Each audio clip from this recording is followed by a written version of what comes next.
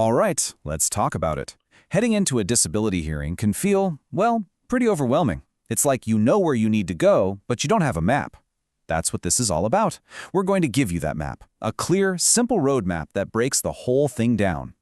By the time we're done, you'll know exactly what's coming, so you can walk in there feeling prepared and a whole lot more confident. So, let's dive in. So here's our game plan. First, we're going to look at the overall roadmap of the hearing. Then, we'll get into the nitty-gritty of the three main parts: your work history, your limitations, which is super important, and the role of this person called the vocational expert. And then, we'll talk about that tough part after the hearing, the waiting game, so you know exactly what to expect. Okay, so the first thing you really need to get is that a hearing isn't just some long, random conversation. Nope, it's actually a very organized process, and it really just breaks down into three main parts. Each one has a very specific job to do. And here they are. Honestly, you can think of it like a story in 3 acts. Act 1 is all about looking back at your work history. Act 2, that's the present moment, how your condition affects you right now. And Act 3 kind of looks to the future, with the expert weighing in on what work might be possible. Just knowing this sequence, that's half the battle right there. So let's kick things off with part 1, your work.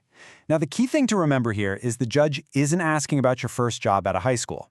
They are laser-focused on a very specific window of time, just the last 5 years. This is almost always where the conversation starts. And it makes sense, right? The judge needs to get a picture of what you used to do before they can really understand what you can't do now. This part of your testimony really sets the stage for everything else that comes up. And listen, they need more than just a job title. The judge wants to know the details. What did you actually do all day? Were you on your feet, lifting heavy things, staring at a computer screen? What did a typical day look like? Getting clear on those day-to-day tasks is absolutely key. All right, once the judge has a good handle on your work history, the hearing moves into what is without a doubt the most critical part: your limitations. This is the real heart of your testimony. This is where the focus shifts completely to you and your daily life. This is where the spotlight really shifts from your resume to your reality. It's just like it says here. This is your chance, in your own words, to connect the dots for the judge, to explain how that medical diagnosis on paper actually plays out in your real life. And this difference is so important. See, the judge already has your medical files. They know your diagnosis. What they don't know, and what they need to hear from you, is how that diagnosis affects you. What are the symptoms? What are the limitations? Can you concentrate for more than 10 minutes? Can you lift a bag of groceries? That's the stuff that really matters. So, after you've shared your story, the last person to speak is usually the vocational expert. Now, I know that title sounds really formal and kind of intimidating, but their role is actually way simpler than it sounds. At the end of the day, they're a neutral specialist. They're not there to argue with you or prove you wrong. Think of them as a resource for the judge, like a human encyclopedia of jobs. They know what kinds of jobs are out there and what it takes to do them. So how does it work? Well, the expert listens to everything you've said, and they look at the medical evidence.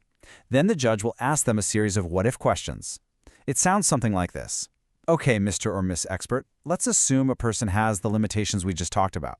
Are there any jobs in the country that person could still do? The expert's answer is that final piece of the puzzle for the judge. And with that, the hearing is over.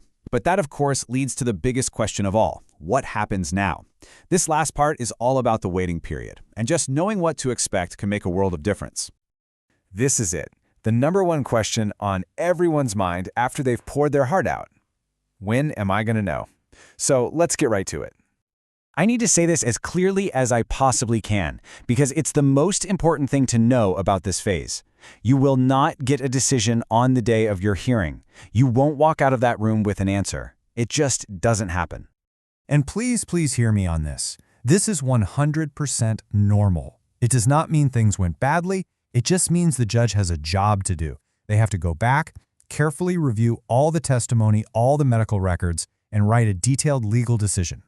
This little timeline kind of shows you how it flows. On hearing day, you're done. Your part's over.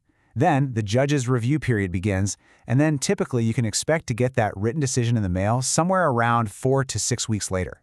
Knowing that can make the waiting feel a little less endless.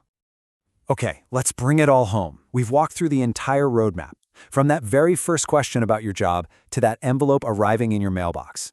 Seriously, just understanding this structure puts you in a much, much stronger position. So if you remember nothing else from our chat today, remember these 3 things. 1, the hearing isn't a mystery. It has 3 clear parts. 2, your story, what you say about your limitations, that is the most important piece of the puzzle. And 3, be ready to be patient, because that decision is going to come in writing a little ways down the road. You know, knowing the path you're about to walk, that changes everything. It turns a big, scary unknown into a series of steps you can actually prepare for. So the only real question left is this. Now that you have the roadmap, what's the first step you're going to take to get ready for your journey?